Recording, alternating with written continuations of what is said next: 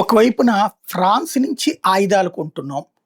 ఏది యుద్ధ విమానాలు కొంటున్నాం రఫేలు. రెండో పక్కన ఇతరత్రా కాన్సెప్ట్ గూడా నడుస్తున్నాయి మనకి. అమెరికా దగ్గర నుంచి ఏం కొనాలి ఇవన్నీ గూడా ఆలోచిస్తున్నాం.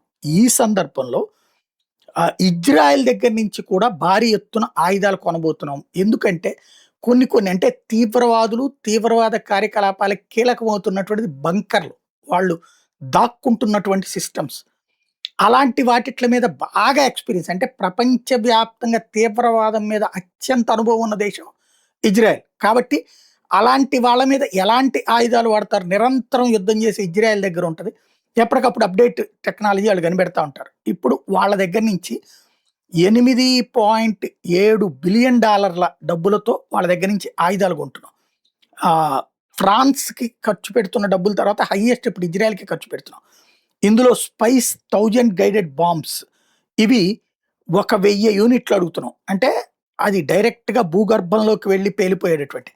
Rampage air to surface missiles అంటే ఆకాశం నుండి భూమి మీద ఉన్నటువంటి లక్ష్యాల్ని కరెక్ట్‌గా టార్గెట్ చేసి కొట్టేది. ఎయిర్ లాంచ్డ్ బాలిస్టిక్ మిసైల్స్ అడుగుతున్నాం. ఐస్ బ్రేకర్ మిసైల్ సిస్టమ్స్ కూడా అడుగుతున్నాం. అడిషనల్ డ్రోన్సు, రాడార్లు, సర్వైలెన్స్ గేర్లు ఇవన్నీ అడుగుతున్నాం. అలాగే ఎయిర్ టు సర్ఫేస్ మిసైల్స్‌ని కూడా భారీ ఎత్తున కావాలంటున్నాం అన్నమాట.